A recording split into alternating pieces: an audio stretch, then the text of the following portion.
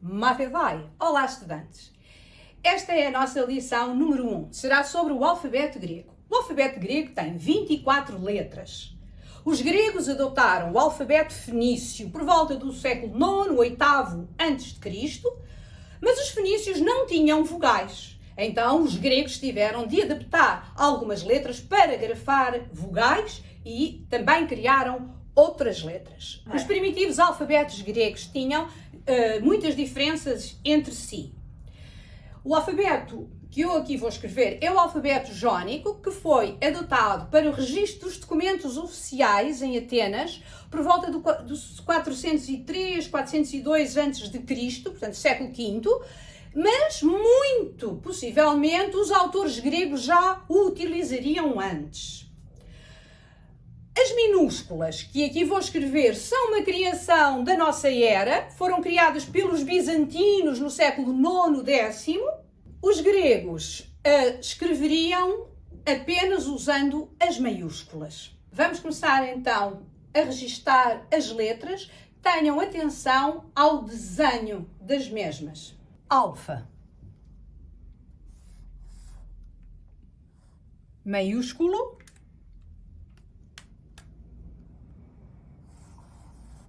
Minúsculo. Beta. Maiúsculo. Minúsculo. Gama. Maiúsculo. Minúsculo. Delta. Maiúsculo. Minúsculo. Epsilon. Maiúsculo. Minúsculo. Zeta.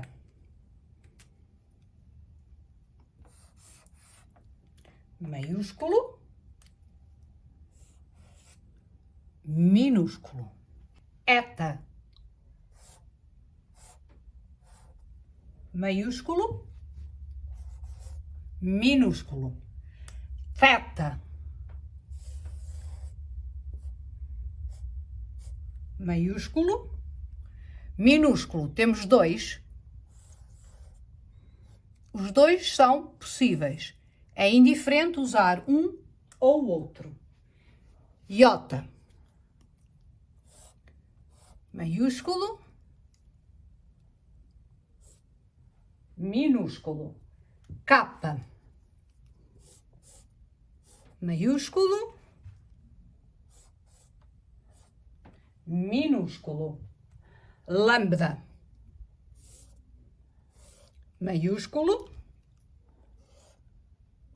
Minúsculo. Mu.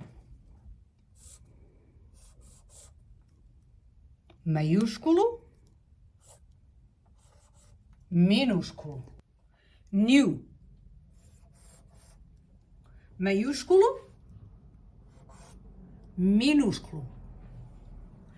Xi. Maiúsculo.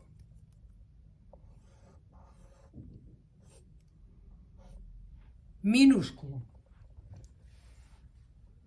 Omicron. Maiúsculo. Minúsculo. Pi. Maiúsculo. Minúsculo. Rho. Maiúsculo. Minúsculo. Sigma. Maiúsculo. E temos dois sigmas. Este em posição inicial ou medial de palavra e este em posição final de palavra. Tau.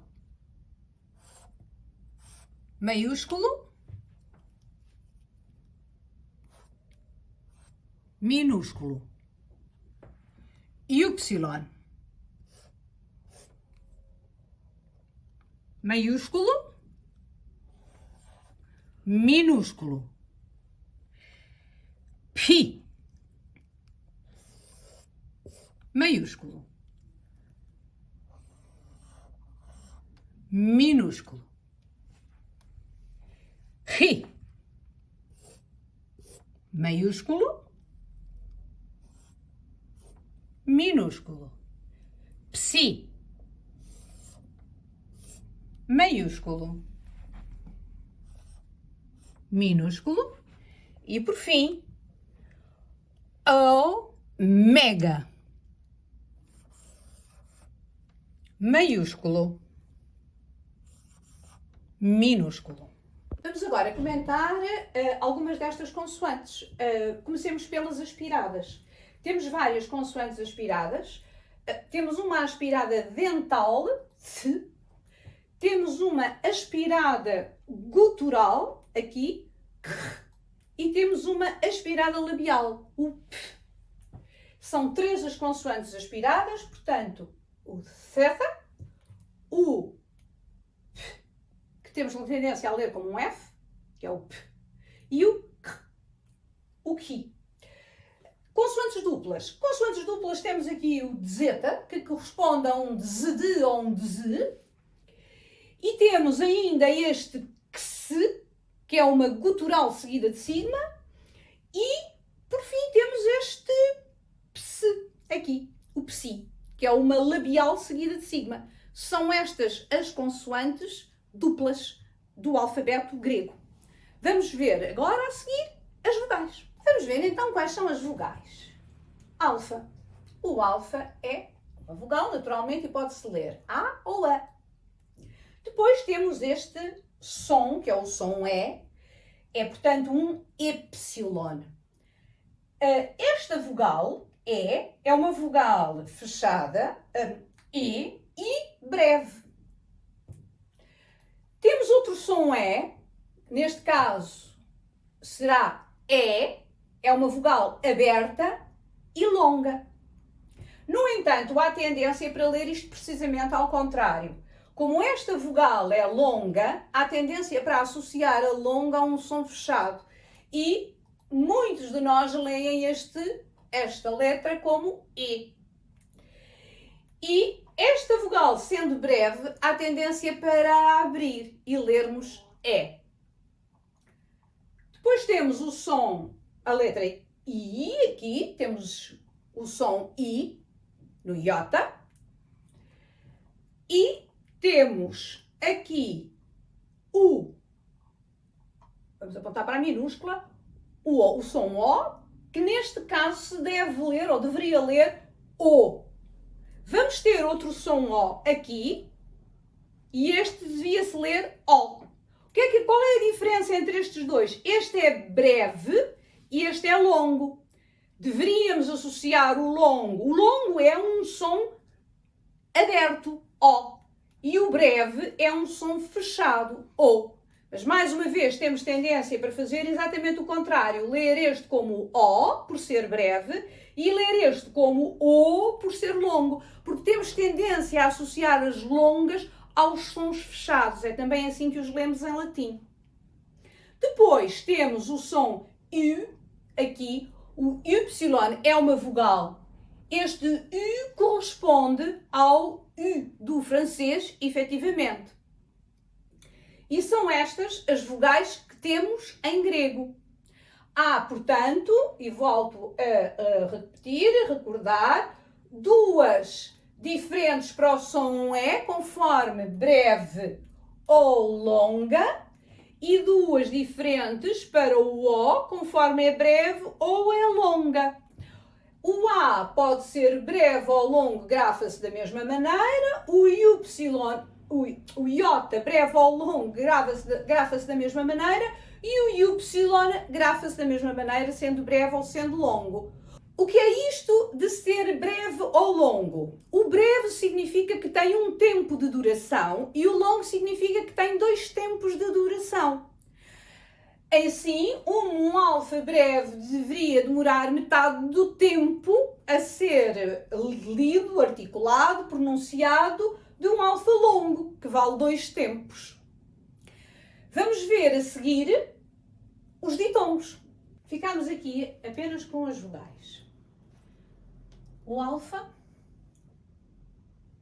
o Y, o eta, o iota, o ômicron, o Y e o ômega. Vamos ver como estas vogais se podem juntar de forma a constituir ditongos. É possível termos um alfa breve com a semivogal iota. E nesse caso temos o ditongo ai. Ditongo constituído por uma vogal breve e a semivogal iota. Também é possível o alfa juntar-se à semivogal y e ficarmos com au. Também um ditongo, chamados os ditongos próprios. É possível com este y juntarmos ao iota e ficamos com ei. Isto é possível. Podemos também fazer eu. E então, mais um ditongo. É possível com o ômicron termos este ditongo oi ou com o y u. Este ditongo, constituído por um ômicron e um y, lê-se u. Como em francês, o o e o u. E como o nosso u em português. Com este, podemos fazer ui. São, assim, ditongos constituídos por uma vogal breve e uma semivogal. Também podemos ter outro tipo de ditongos. Podemos ter os ditongos constituídos por uma vogal longa e uma semivogal. Então,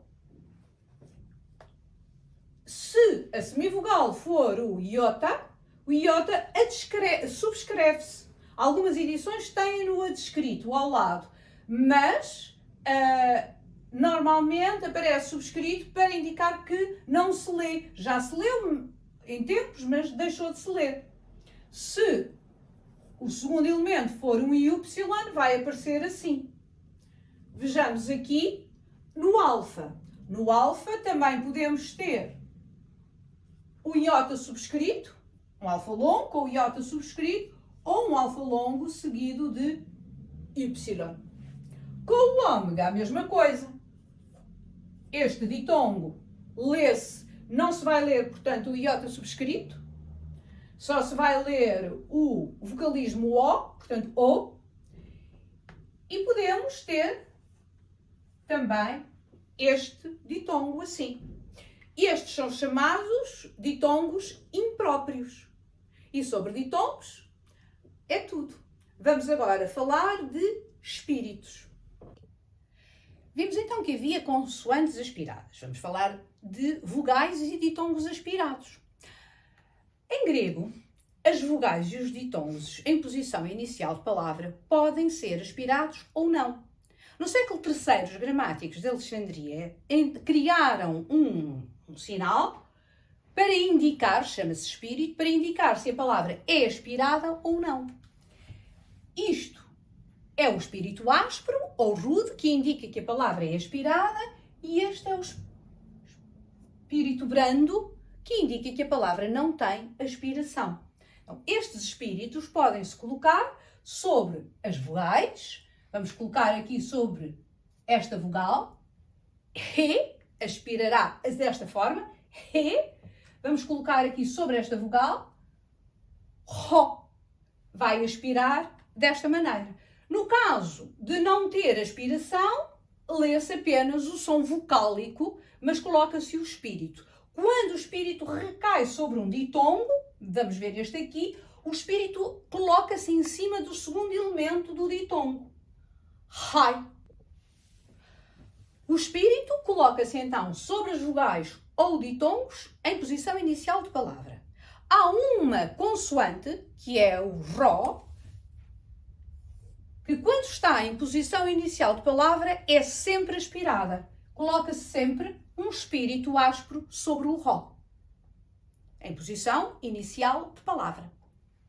Pronto, e agora que já conhecem todas as consoantes, todas as vogais, todos os sons vocálicos, todos os sons consonânticos, já conhecem esta realidade do espírito áspero, do espírito brando, já podem começar a ler textos em grego, mesmo que ainda não consigam perceber o seu conteúdo. Falaremos a seguir de acentuação. Mas neste momento já conseguem ler, é só colocar ao ler a tónica sobre o lugar onde se encontra o acento. Até à próxima sessão. Hairete!